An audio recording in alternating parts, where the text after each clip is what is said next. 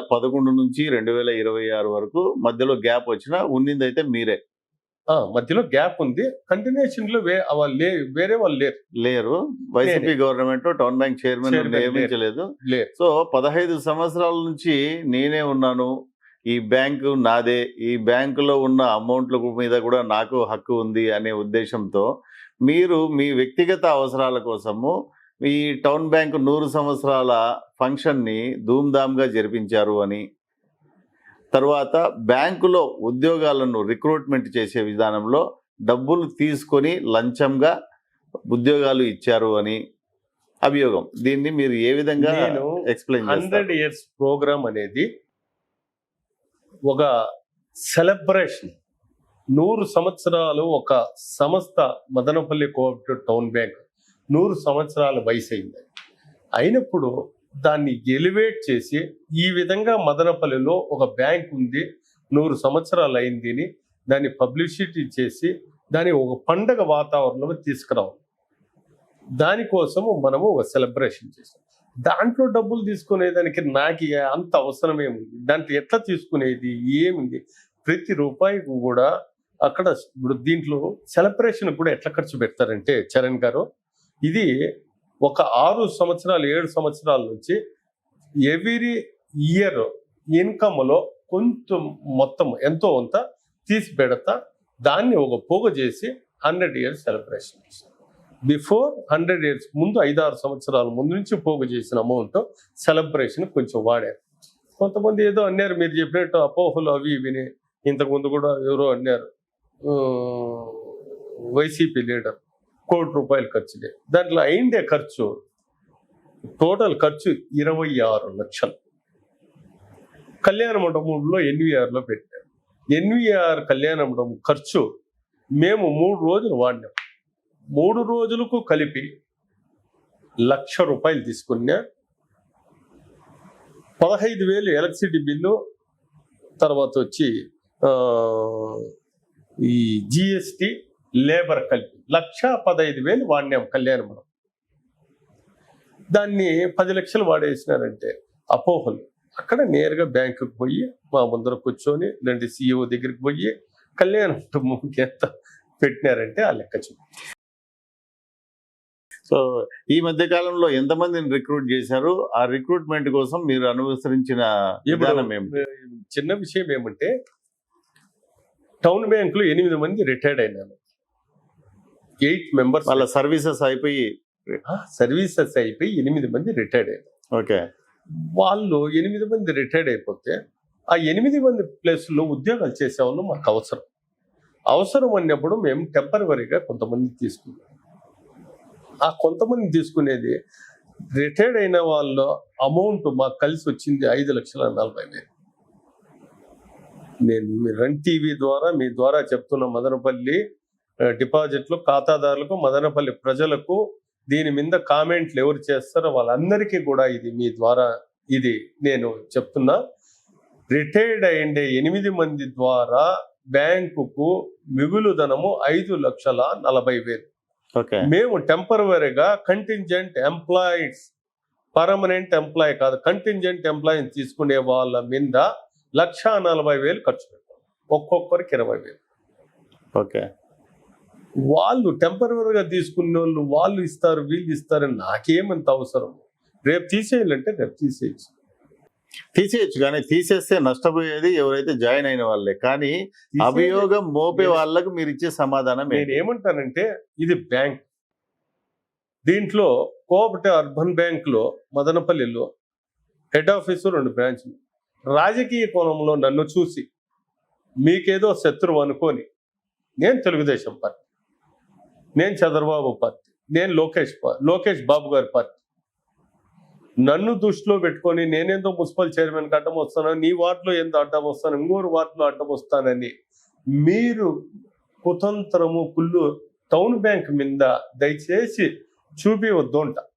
ఎందుకంటే ప్రజల డబ్బులు చాలా మంది రిటైర్డ్ అయిపోయి వాళ్ళ బెనిఫిట్స్ కూడా టౌన్ బ్యాంకులో డిపాజిట్ చేసి ఇంట్రెస్ట్ తీసుకొని నెల ద్వారా వాళ్ళు ఇంట్రెస్ట్ తీసుకొని జీవనం సాగించే వాళ్ళు చాలా మంది ఉన్నారు. మనం ఎప్పుడు కూడా ఒక సంస్థను ఇబ్బంది పెట్టకూడదు. రాజకీయంగా విభేదించండి, నేను బయట వస్తాను, నన్ను బ్యాంకును టార్గెట్ చేయండి. ఎప్పుడు నాకేం అంత అవసరం బ్యాంకులో డబ్బులు తినాలా, బ్యాంకులో ఏమో తినేదానికి ప్రతి 10 రూపాయలు కూడా, ప్రతి రూపాయి కూడా చలాన్ రాయాలి, ప్రతి రూపాయి కూడా చలాన్ రాయాలి. అక్కడ తినే అంత అవసరం లేదు.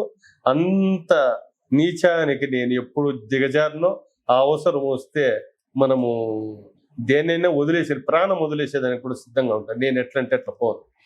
ఓవరాల్ గా 100 years ఫంక్షన్ గానీ, డబ్బులు తీసుకొని ఉద్యోగాలు ఇచ్చామనే అభియోగం గానీ, బినామీ పేర్ల మీద లోన్లు తీసుకున్నామనే పని కానీ, ఇది అడగలేదు, ఇదేదో కొత్తది చెప్తున్నారు. అసలు బినామీ పేర్లను బట్టి మీరు బ్యాంకు నుంచి లోన్లు తీసుకున్నారు అనేది కూడా మీ మీద అభియోగం. ఒక్క రూపాయి కూడా బినామీ లోన్లు నేను ఇవ్వాలా, తీసుకోవాలా, ఇవ్వను. ఇది ప్రజల డబ్బులు. పక్కాగా లోన్ ఎవరికి ఇస్తామో 3 రెట్లు ఎక్కువ ఆస్తి ఉండే వాళ్ళకి ఇస్తాము. మేము 81 కోటి 40 లక్షలు ఏదో లోన్లు ఇచ్చాం. దాంట్లో 80 కోట్లు 40% గోల్డ్ లోన్లు ఇచ్చాం. ఆ గోల్డ్ లోన్లు కూడా ఈ రోజు ప్రజెంట్ రేటు 16,000, 15,000, 14,500 ఉంటే RBI రేటు దానికి ఫిక్స్ చేస్తుంది. మీరు గ్రామ్కి ఎంత వచ్చని ఆ ప్రకారం ఇస్తున్నారు. 9,000 రూపాయలు, 9,500 ఎంత గ్రామ్కి ఇస్తున్నారు. ఎప్పుడు కూడా అట్లా పనిలే. మిగతా 60% mortgage loans, valuable mortgage loans ఇస్తున్నాం. ఆ ఇల్లు కానీ ఒకవేళ ఏదన్నా మంచి సెంటర్లో రేపు కడతామంటే ఆ ఖాళీ జాగాని చూపించి ఇల్లు కట్టే వాళ్ళకు అట్లా వాళ్ళకి ఇస్తాం.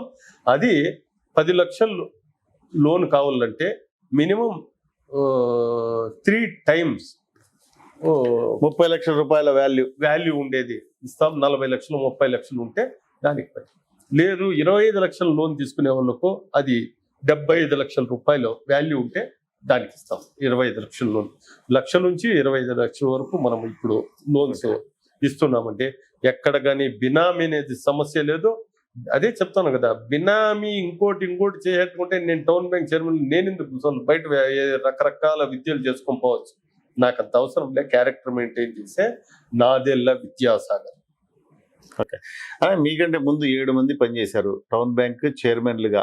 మీరు కూడా 3rd టైం ఈ పదవిని చేపట్టారు. అయితే ఇంతకు ముందు ఎప్పుడు రాని అభియోగాలు ఇప్పుడే టౌన్ బ్యాంక్ మీద ఎందుకు వస్తున్నాయి అని అంటే ఏం చెప్తారు? ఇంతకు మునుపు కృష్ణకుమార్ అని నాకు మునుపు విజయ్ కుమార్ అని వాళ్ళ బ్రదర్, ఆయన చనిపోయినాక నేను చైర్మన్ అయితే వెంటనే ఒక పిటిషన్ వేసుకొని డిఆర్ ఆఫీస్కి వెళ్ళాను. అభియోగాలు మామూలే. ఈరోజు బలమైన ఈడ వైసీపీ పార్టీ కొంచెం ముందు అధికారంలో ఉన్నింది కదా, వాళ్ళు నేను షాజాన్ బాషా ఎమ్మెల్యే గారు ఒకటి ఆయన వెంబడి పూర్తి స్థాయిలో ఉంటాం కాబట్టి నన్ను టార్గెట్ చేస్తున్నారు. అంతకంటే దీంట్లో నిజాలు వాళ్ళు చెప్పినటువన్నీ అబద్ధాలని తేలినే వాళ్ళకే తెలుసు. వాళ్ళు వెనకంటే ఉండే వాళ్ళు ఇప్పుడైతే ఎవరు స్టేట్మెంట్ వాళ్ళే కామెంట్ చేస్తారు. వాళ్ళ మాటలకి యాడ్ విలువ ఉంది అని వెళ్ళిపోతాం మా దగ్గర. బ్యాంక్ అంటే ఒక క్రెడిబిలిటీ, ఖాతాదారుడికి ఒక నమ్మకం. అవును, తాను కష్టపడి సంపాదించుకున్న డబ్బు వచ్చి దాచుకుందాము, అక్కడ నుంచి ఎంతో వడ్డీ వస్తుంది, అవసరానికి ఏదైనా లోన్లు తీసుకోవచ్చు అనే ఆశతో వచ్చి అక్కడ డిపాజిట్ చేసేవాళ్ళు. వాళ్లకు ఇలాంటి అలజడి, ఇలాంటి అభియోగాలు వస్తే ఖచ్చితంగా నమ్మకం ఎగిరిపోతుంది. సో ఆ ఖాతాదారులకు మీరు చేసే విజ్ఞప్తి ఏంటి? నేనేమంటానంటే, నెంబర్ 1 ఖాతాదారులు ఉన్నారు, డిపాజిట్ దారులు. మేము 81 కోటి రూపాయలకు 106 కోట్లకు మేము ఇంట్రెస్ట్ కడుతూ ఉన్నాం. ప్రతి నెల కానీ, 3 మాసాలకు కానీ, సంవత్సరానికి కానీ. నేను రన్ టీవీ ద్వారా ఎవరైతే ఖాతాదారులు డిపాజిట్లు వేసిన వాళ్ళకంతా ఏం చెప్తానంటే, 106 కోట్ల రూపాయలు డిపాజిట్ దారులకు ప్రతి ఒక్కరికి కూడా ప్రతి నెలకు, 3 నెలలకు, సంవత్సరానికి వాళ్ళ టర్మ్ ప్రకారం ఇంట్రెస్ట్లు పోతుండే వాళ్ళకి ఎవ్రీ మంత్ యాడ్ చేస్తుంటారు. 81 కోటి రూపాయలు లోన్స్ ఇచ్చాం. మనం డిపాజిట్ దారునికి ఇచ్చే ఇంట్రెస్ట్, మేము లోన్స్ ఇచ్చే ఇంట్రెస్ట్ వేరియేషన్. లోన్స్ నుంచి వచ్చే ఇంట్రెస్ట్, లోన్స్ నుంచి ఈ తేడా ఉంటుంది. దీనికి దానికి 3-4% ఉంటుంది. తర్వాత సిడి రేషియో అనేది ఒకటి ఉంది. 100 కోట్లు మనం లోన్లు డిపాజిట్లు ఉంటే 70% బట్టికే మనము లోన్లు ఇవ్వాలి. 30% బ్యాంకులు రిజర్వ్స్ చేసుకోవాలి. కాబట్టి బ్యాంకు పటిష్టంగా ఉంది, ఎవరు అపోహలకు తావులేదు, దీనికి పక్కాగా ఇబ్బంది లేకుండా ఇది జరుగుతుంది, నడుస్తుంటుంది అని చెప్తాం. ఓకే. రాబోయే రోజుల్లో టౌన్ బ్యాంకులో ఇంకా కొత్త కొత్త పథకాలు కానీ ఏదైనా కొత్త ఇంప్లిమెంటేషన్స్ కానీ ఆలోచన చేశారా? యూపీఐ ఇవి కూడా అన్ని అప్లై చేసినాం, దాదాపు వచ్చేసాయి. నాకు 1 వీక్లో యూపీఐ అకౌంట్స్ అంతా ఓపెన్ అవుతాయి. మనము ఇది ట్రాన్స్ఫర్స్ మనం ఫోన్పే ద్వారా అవి ఇవన్నీ కూడా బ్యాంకింగ్ ద్వారా అన్నీ జరుగుతాయి. ఇప్పుడు నెఫ్ట్, ఆర్టీజీఎస్ ఇవన్నీ ఆల్రెడీ ఉన్నాయి మా బ్యాంకులో. యూపీఐ కూడా 1 వీక్ 10 డేస్లో అన్ని కూడా అయిపోయినాయి. ట్రయల్స్ జరుగుతూ ఉంది, అది కూడా రన్ అవుతాయి. నేషనలైజ్ బ్యాంక్స్, ఇప్పుడున్న కార్పొరేట్ ప్రైవేట్ బ్యాంక్స్ చాలా అమౌంట్స్ ఇన్వెస్ట్ చేసి సైబర్ క్రైమ్స్ ను అరికట్టేదానికి, కస్టమర్స్ డబ్బుకి ప్రొటెక్షన్ ఇచ్చేదానికి ట్రై చేస్తాయన్న. మీరు మన టౌన్ బ్యాంక్ కస్టమర్ల కోసము ఇది సైబర్ నేరాల బారి నుంచి తప్పించుకోవడానికి ఏమన్నా కొత్త పథకాలు చేయబోతున్నారా? ఖచ్చితంగా ఇప్పుడు సైబర్ థెఫ్ట్ కాకుండా మనకు దానికి సపరేట్ గా మా సిస్టమ్స్ అంతా ఒక రూమ్స్ లో ఉంటాయి కదా, అక్కడనే ఎవడు థెఫ్ట్ చేయాలని వస్తే ఆడే బ్రేక్ అయ్యేదానికి ఒక సిస్టమ్స్ అన్ని పెట్టాం. ఆ జాగ్రత్తలన్నీ 2 బ్రాంచ్లు హెడ్ ఆఫీస్ లో తీసుకున్నామండి. ఎక్కడగానే మన మదనపల్లి కోర్ట్ టౌన్ బ్యాంక్ లో సైబర్ థెఫ్ట్ అనేది జరగకుండా అక్కడే ఆఫ్ అయ్యింది. ఎంత వచ్చినా ఆ సిస్టమ్ దగ్గరికి వచ్చేందుకు ఆఫ్ అయ్యింది. ఓకే. తర్వాత ఇంకొకటి కూడా చెప్తాను, కస్టమర్స్ లోన్ తీసుకునే వాళ్ళు మదనపల్లి టౌన్ బ్యాంకుకి వచ్చే వాళ్ళకి అందరికీ కూడా ఏమంటానంటే, మనము వచ్చిన వెంటనే స్పందించి వాళ్ళ అవసరాలు, హాస్పిటలైజ్, మ్యారేజెస్, హౌస్ నిర్మాణం, ఇల్లు కట్టుకునేదానికి ఈ 3 పైన వెంటనే స్పందించి మనం లోన్ ఇష్యూ చేస్తాం. నేషనలైజ్డ్ బ్యాంక్స్ లో నువ్వు 5 లక్షలు, 10 లక్షలు, 20 లక్షలు చాలా లేట్ అవుతుంది. పూర్తి సౌకర్యంతోనే మదనపల్లి టౌన్ బ్యాంకు అట్లా వర్క్ జరుగుతాం. ఓకే. మామూలుగా యూజువల్లీ మీ బోర్డ్ మీటింగ్స్ అవన్నీ జరుగుతూ ఉంటాయి కదా, దాంట్లో డైరెక్టర్లతో ఏ విధమైన చర్చలు జరుగుతూ ఉంటాయన్న? మాకదే మినిట్స్ బుక్ లో ప్రతి ఒక్కటి ఎవ్రీ మంత్ జరిగే ట్రాన్సాక్షన్ అంతా ఉంటాయి. లోన్స్ ఎవరు తీసుకుంటా ఉన్నారు, ఎవరికి ఇచ్చినారు, ఎంత లోన్, అది ఆ లోన్స్ అన్ని పాస్ చేయడము, ఖర్చు ఎంత పెట్టినారు, కరెంట్ బిల్స్ ఎంత ఉంది, ఇంకోటి ఉంది contingent expenditure, okay, salaries. So పూర్తి మైక్రో మేనేజ్మెంట్ ఉంటుందా ప్రతి ట్రాన్సాక్షన్ మీద? ఖచ్చితంగా ఉంటుంది, ప్రతి ట్రాన్సాక్షన్ మీద ఉంటుంది, బాగా జరుగుతుంది, ఏం ప్రాబ్లం ఉండదు. ఓకే. ప్రతి కార్పొరేట్ కంపెనీలో, నేషనలైజ్ బ్యాంక్స్ లో సిఎస్ఆర్ అనే ఒకటి ఉంటుంది, కార్పొరేట్ సోషల్ రెస్పాన్సిబిలిటీ అని. దాని కింద కొంత ఫండ్ను పక్కన పెట్టి మంచి సమాజ సేవ కోసం ఉపయోగిస్తూ ఉంటారు. ఆ విధమైన సిస్టమ్ మన టౌన్ బ్యాంక్స్ లో ఉందా? మాకు ఎట్లా అంటే, ఈ అర్బన్ బ్యాంక్స్ లో అంటే సిజిఎఫ్ అనే వాడతాం, కామన్ గుడ్ ఫండ్. అది యాన్యువల్ ఇన్కమ్ లో 1% తీసుకోవచ్చు. ఓకే. 1/4 తీసుకుని ఆ బడ్జెట్ అట్టుంటుంది. దాంట్లో ఏదన్నా సోషల్ సర్వీసు, ఏదైనా పండుగలు వస్తే వినాయక చవితి, గంగమ్మ గుళ్ళు, హెల్త్ బాగలేని వాళ్ళకు, ఇట్లాంటివన్నిటికి కూడా మనము చేసుకుంటా పోతాం. తక్కువ 1 కోటి రూపాయలు, 1 లక్ష రూపాయలు సంవత్సరం అంతా ఆ లక్షనే ఖర్చు పెట్టాలి. ఓకే. అలా టౌన్ బ్యాంక్ డైరెక్టర్ల అపాయింట్మెంట్ లో కూడా మీరు పార్షియాలిటీ చూపించారు అని, వైఎస్ఆర్సీపీకి చెందిన దగ్గర బంధువులను బ్యాంకు డైరెక్టర్లుగా చేర్చుకున్నారు అని అంటే దాని మీద మీ సమాధానం ఏంటి? టౌన్ బ్యాంక్ లో పార్టీ అనేది ఏం లేదండి, తెలుగుదేశం పార్టీ ఇంకోటి ఏనికిస్తాం. ఎందుకంటే టౌన్ బ్యాంక్ లో నేను పార్టీ విధానం ఎప్పుడు చూడలేం. నాకు ముందు నుంచి కూడా విజయ్ కుమార్ గారు ఉన్నప్పటి నుంచి కూడా ఆయన కూడా 2-3 పార్టీల్లో కలిసి వేసుకొని పోయారు. అంటే ఎప్పుడైతే వస్తారో మనం బ్యాంకింగ్ మాదిరే చూడాలా అనేది. ఎందుకంటే చరణ్ గారు ఎవరన్నా లోన్కి వస్తారు, నువ్వు ఏ పార్టీ లోన్ అడిగి ఇవ్వలేం. కాబట్టి బ్యాంక్ అది మన వ్యక్తిగతం రాజకీయం బయట, అది బ్యాంకు సపరేట్ అంటాను నేను. ఓకే. అలా ఇంకా మున్సిపాలిటీకి వస్తే మీరు ఏ వార్డు నుంచి పోటీ చేయబోతున్నారు? రిజర్వేషన్ చూసుకుంటారండి. ఏవి రిజర్వేషన్, ఓసీ జనరల్ రిజర్వేషన్ ఏదైతుందో అక్కడ చూసుకొని అక్కడ ఉన్న ఎగ్జిస్టెన్స్ వాళ్ళతో వాళ్ళు మాట్లాడి, అసలు మున్సిపల్ ఎలక్షన్లు ఇండైరెక్ట్ ఎలక్షనా, డైరెక్ట్ ఎలక్షనా, చైర్మన్ డైరెక్ట్ గా పెడతాడా, లేదంటే కౌన్సిలర్లు ఎలక్ట్ అయ్యి మళ్ళీ కౌన్సిలర్లు ఎన్నుకునే చైర్మనా, అది కూడా రిజర్వేషన్ దీంట్లో తేలాల్సి ఉంది. తెలుగుదేశం పార్టీ ఎప్పుడు ముందు నుంచి కూడా చైర్మన్ స్థానము డైరెక్ట్ ఎలక్షన్ పెట్టిందండి. ఎప్పుడు కూడా ఇండైరెక్ట్ ఎలక్షన్ పోలా. ఓకే, డైరెక్ట్ ఎలక్షన్ ఉంటుంది.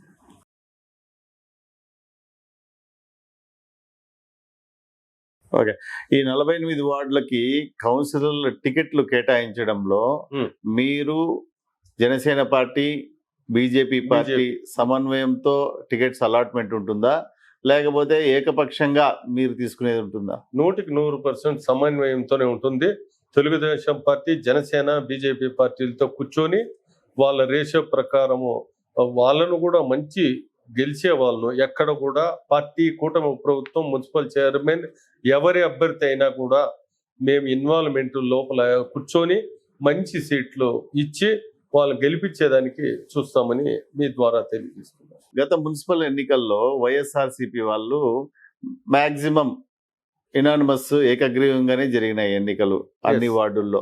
ఈసారి అలా చేయబోతారా, లేక ప్రజాస్వామ్యబద్ధంగా ఎన్నికలు జరిపి ఎన్నికల్లో పార్టిసిపేట్ చేయబోతారా? కూడా చెప్పాను, వాళ్ళు దౌర్జన్యము, పోలీస్ పవర్ అనేది చూపించారు. వాళ్ళు సిస్టము 2019లో ఎలక్ట్ అయితే 24 రేపు పోలింగ్ బూత్ దగ్గరికి పోయేంత వరకు వాళ్ళు గుప్పిట వదల. ఆ పోలీసు భయం ప్రజల్లో అట్లే పెట్టారు. ఓపెన్ అయితేనే స్వతంత్రం మళ్ళా వచ్చినట్లు అయిపోయింది. 24లో కూటమి ప్రభుత్వం అధికారం లేకొస్తే ఆంధ్రప్రదేశ్ ప్రజలకందరికీ మళ్ళా స్వతంత్రం వచ్చినట్లు అయిపోయిందండి. కాబట్టి వాళ్ళు చేసే పని అది. మేము ప్రజాస్వామ్యాన్ని బతికిస్తాము, న్యాయబద్ధంగా ఎన్నికలు జరుగుతాయి.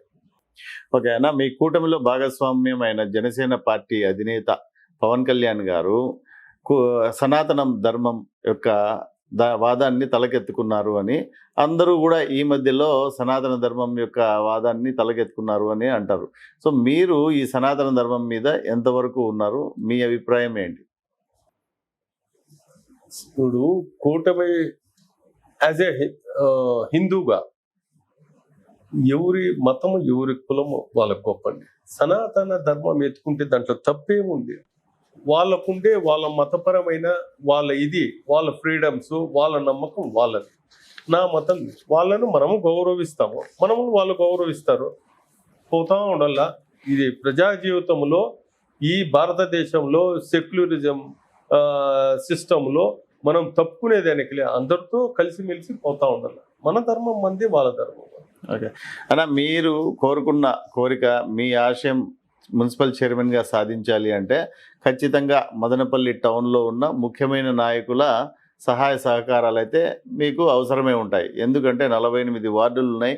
ఒక్కొక్క నాయకుడికి ఒక్కొక్క వార్డులో పట్టు ఉంటుంది.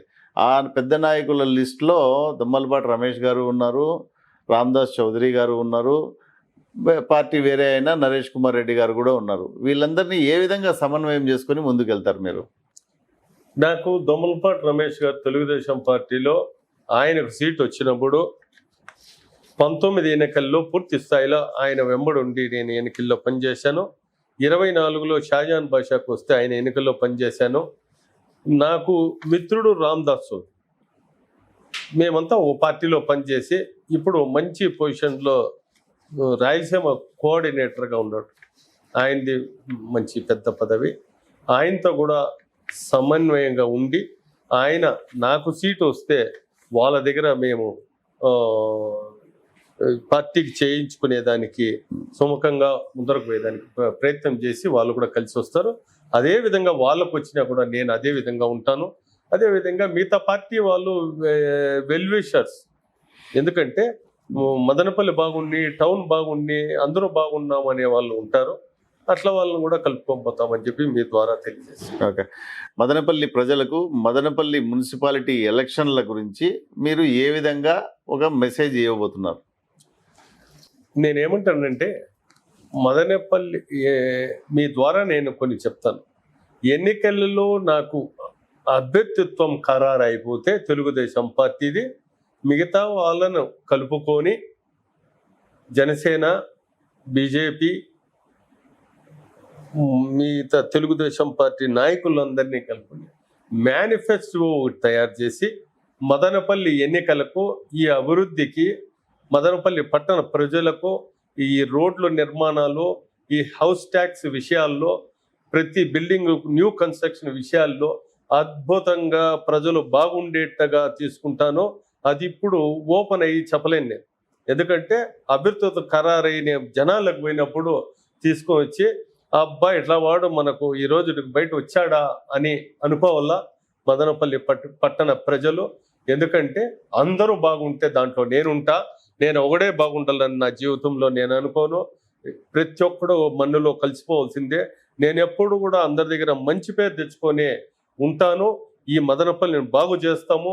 ఎంతమంది అడ్డంకులు వచ్చినా పక్కకు తొలగించి అందరినీ కలుపుకొని ముందరికి పోయి ఈ సీట్ తెచ్చి గెలిచి అద్భుతంగా మదనపల్లి పట్టణాన్ని సుందరీకరణ చేస్తామనేది నా ధ్యేయము. చేసి తీరుదామని మీ ద్వారా మదనపల్లి పట్టణ ప్రజలకు అందరికీ కూడా, పెద్దలకు, పిల్లలకు, యూత్కు అందరికీ కూడా, మహిళలకు అందరికీ, Telugu Desam party, Jana Sena party, BJP party లీడర్లకు అందరికీ కూడా, పెద్దల మా దోమలపాటి రమేష్ గారికి, షాజాన్ బాషా గారికి, తర్వాత బాబురెడ్డి గారికి, రామ్దాస్ చౌదరి గారికి, సేతు గారికి, నరసింహారెడ్డి అన్న గారికి, మా ప్రశాంత్ గారికి, మా జిల్లా అధ్యక్షుడు ప్రసాద్ గారికి, సుగవాసి ప్రసాద్ గారికి, ఈ జిల్లాలో మా కిషోర్ కుమార్ రెడ్డి అందరూ నాకు వెల్విషర్, సమర్నాథ్ రెడ్డి గారు, మా సురేష్ బాబు పీకేఎం చైర్మన్ గారికి అందరికి కూడా ఎంతో మంది ఉన్నారు. నా మిత్రులు ఎంతో, మా మదనపల్లి టౌన్ బ్యాంక్ డైరెక్టర్లు, వైస్ చైర్మన్, స్టాఫ్,